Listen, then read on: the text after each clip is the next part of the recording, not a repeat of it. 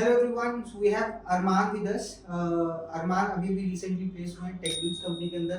Congratulations अरमान. थोड़ा सा आपसे जानेंगे कि आपका एक्सपीरियंस कैसा रहा टेकब्रिज कंपनी जो आपने ज्वाइन किया, आपने क्या क्या सीखा. थोड़ा सा पहले तो अपने बारे में बताओ कि क्या करते हो आप, कहाँ से आए हो और कैसे आपको क्रॉ के बारे में पता लगा.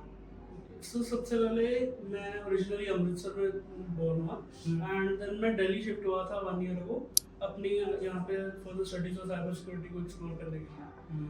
देन मेरे को जैसे क्रॉ के बारे में पता चला था मेरे फ्रेंड्स के थ्रू. मेरे कुछ कलीग्स थे और कुछ फ्रेंड्स थे जो दूसरी इंस्टीट्यूट में किसी में थे.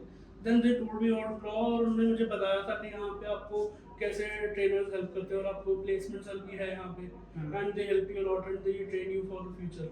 तो इसलिए मैंने फिर डिसाइड किया कि एक बार क्रॉ में आके मैं एक्सप्लोर करूँ, एक बार जानूँ तो सही यहाँ पे कैसे पढ़ाते हैं.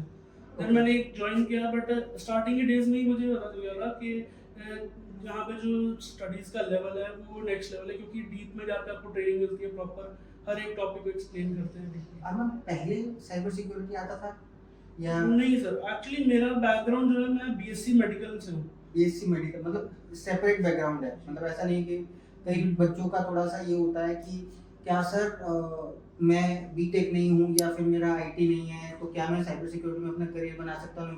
तो यहाँ पे सबसे पहले तो ये डाउट क्लियर होता है कि अगर if Arman can do it so you can also do it. तो मतलब अगर आपके पास बीटेक या फिर कोई आईटी डिग्री नहीं है तो भी आप इसके अंदर अपना करियर बना सकते हो.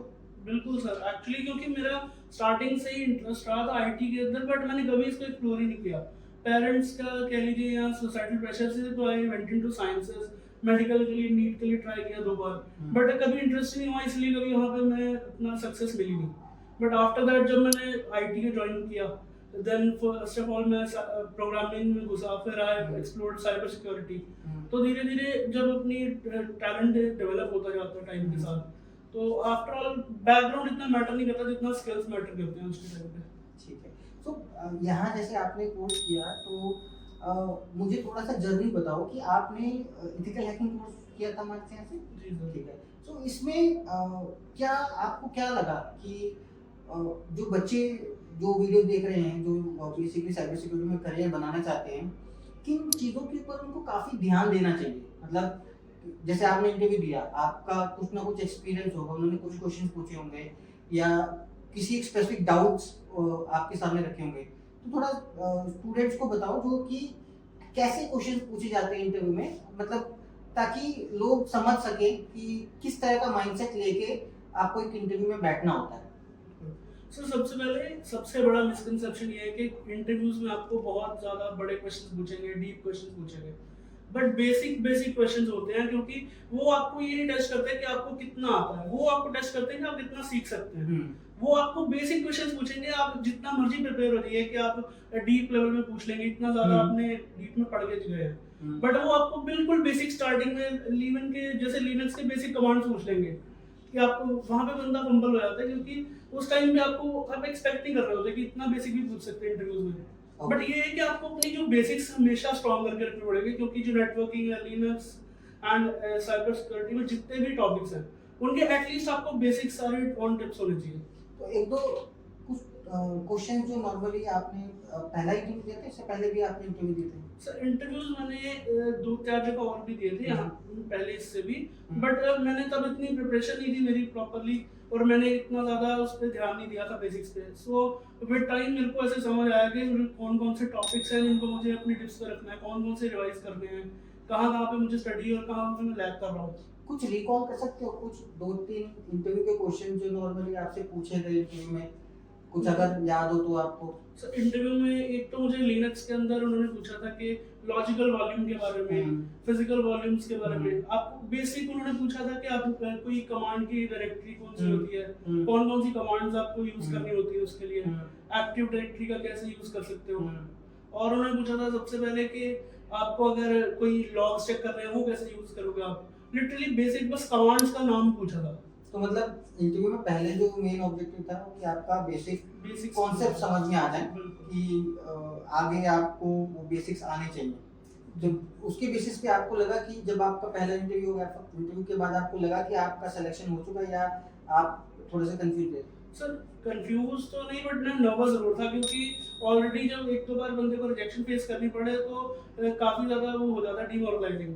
बट फिर यहाँ पे मैंने अपने ट्रेनर से और प्लेसमेंट सेल से जब बात करूँ तो फिर वहाँ पे आपको कॉन्फिडेंस बिल्ड होता है कि नहीं आई कैन डू इट। तो फिर उसके बाद जब वहाँ से मेल आती है कंपनी से कि यू आर सिलेक्टेड और you are further for the next round, तब जाके आप ऐसे एकदम कॉन्फिडेंस बूस्ट होता है। अच्छा, तो खुशी मिली थी जब पहले बार आपको ईमेल आया कि आप बिल्कुल सर, कांग्रेचुलेशंस यू हैव बहुत बीन सिलेक्टेड?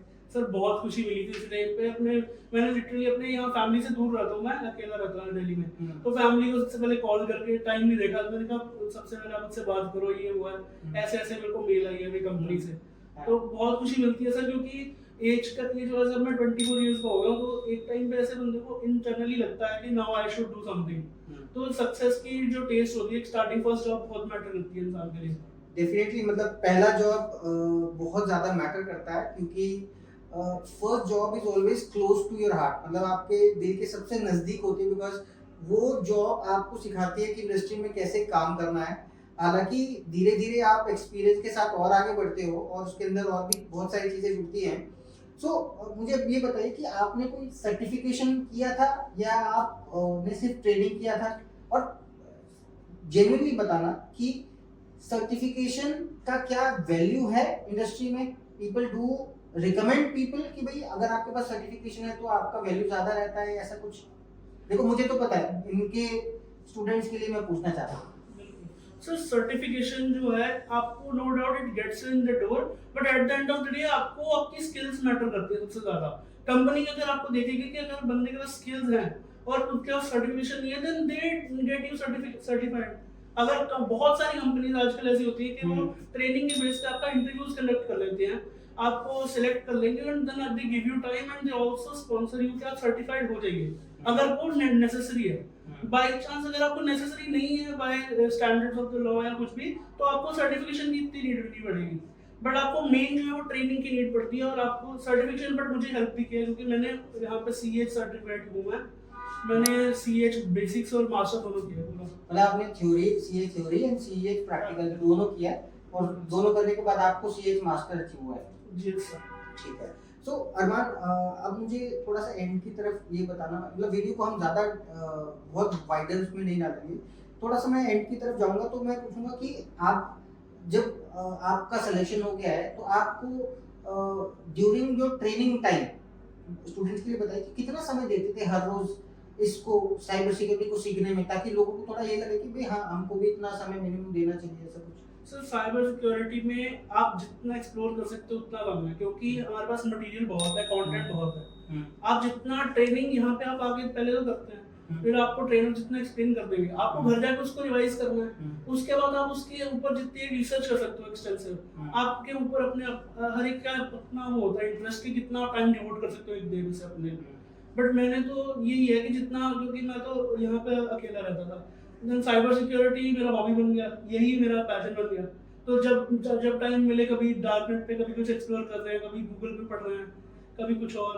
बट ये है कि टाइम आप जितना दे सको उतना कम है, बट ये है कि आपको प्रॉपर प्रोफेशनल जो डिग्रीज होती हैं उतना टाइम देने की वो नीड नहीं होती कि 14 घंटे आप बैठे रहो टेबल के आगे, उतनी भी नीड नहीं है। बट आपको बस एक्सप्लोर करना चाहिए अपने टाइम के हिसाब से। टाइम मैनेजमेंट बहुत जरूरी है। ओके, सो अरमान के साथ ये हमारा क्विक डिस्कशन था, जिसमें हमने अरमान से समझा कि स्टार्टिंग करियर से लेकर जॉब लेने तक का जो एक्सपीरियंसेस अरमान के थे वो कैसे थे, और एज अ स्टूडेंट अगर आप करियर बनाना चाह रहे हो क्रॉ या फिर किसी भी इंस्टीट्यूशन में आप जाना चाहते हो कि साइबर सिक्योरिटी सीखना है, तो बेसिकली आपको कैसे शुरुआत करनी है। अरमान ने अपना एक्सपीरियंस शेयर किया कि आपको बेसिक्स नेटवर्क्स के और जो लिनक्स के बेसिक्स हो गए, जो बेसिक कॉन्सेप्ट्स होते हैं उनका बहुत अच्छा नॉलेज होना चाहिए, बिकॉज इंटरव्यूज में शुरुआत के चीज़ों में से ज़्यादा क्वेश्चन होते हैं, ताकि पहले वो क्लियर हो जाता है, उसके बाद ही वो शायद आप सेकेंड राउंड में जाते हो। सो अरमान को we would like to wish him best of luck